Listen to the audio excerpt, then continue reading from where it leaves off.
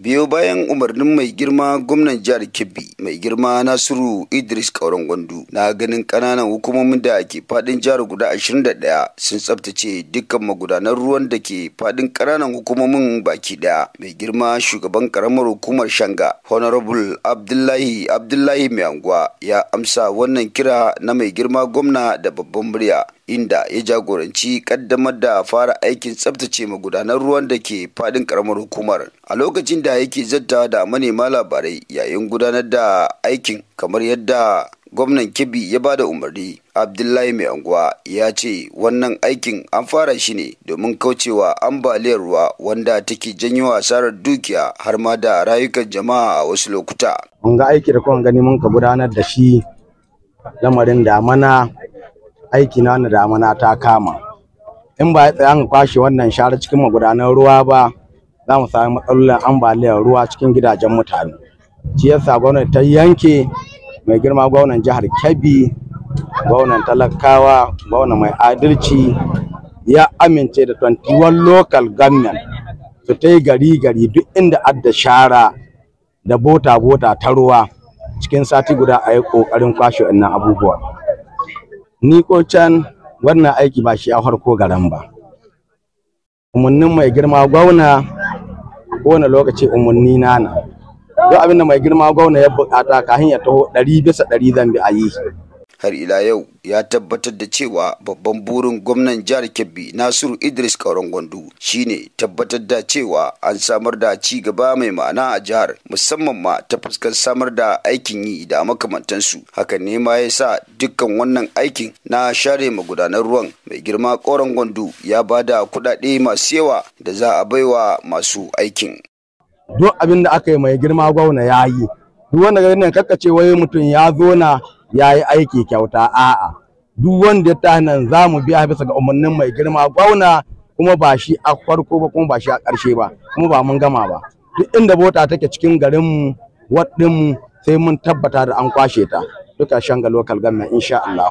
Daga ƙarshe ya ce dukkan abin da ake bukata gwamnatin jihar Kebbi ta samar da shi a ƙaramar hukumar Shanga, a don haka da zarar lokacin zaben shekara na 2027 ya zo sai dai kawai Kauran Gwandu ya zo godiya ba wai yakin neman zaɓe ba.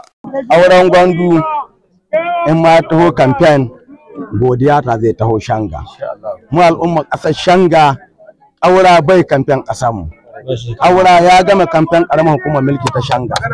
Duk abin da aka yi Kaura ya yi tun kafa Kebbi State, harkar demokuraɗiyya har lokacin soja, mu taɓa samun adalin gwamna mai tausayin al'umma, gwamnan talakawa irin Nasiru Idris Kauran Gwandu ba.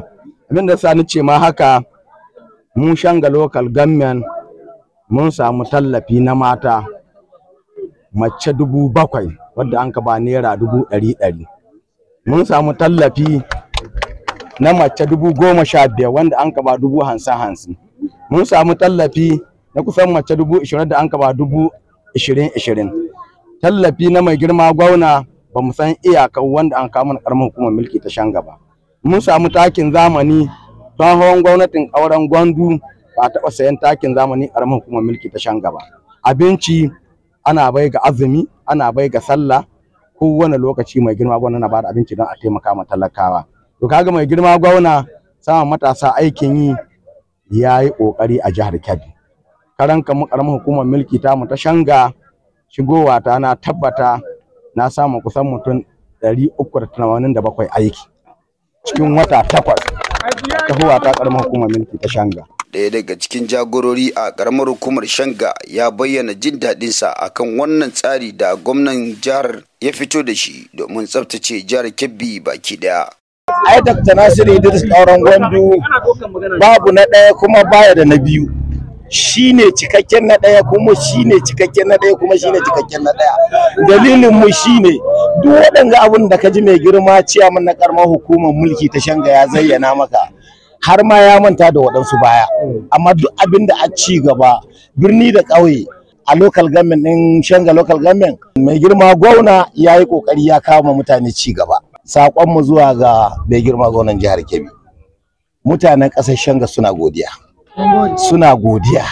suna godiya bashi da ya biyo mutanen ƙasar Shanga in Allah ya yarda za su biya lokacin da ya buƙaci su biya shi wannan. Wannan aikin tsaftace magudanar ruwa dai wanda gwamna Nasiru Kauran Gwandu ya bullo da shi abin a yaba masa ne, musamman ma yadda shine karan farko da aka ji an kaddamar da irin wannan aiki a fadin kasar nan. Ƙarshen rahoton kenan, Muhammad Sani Sub Nasarawa.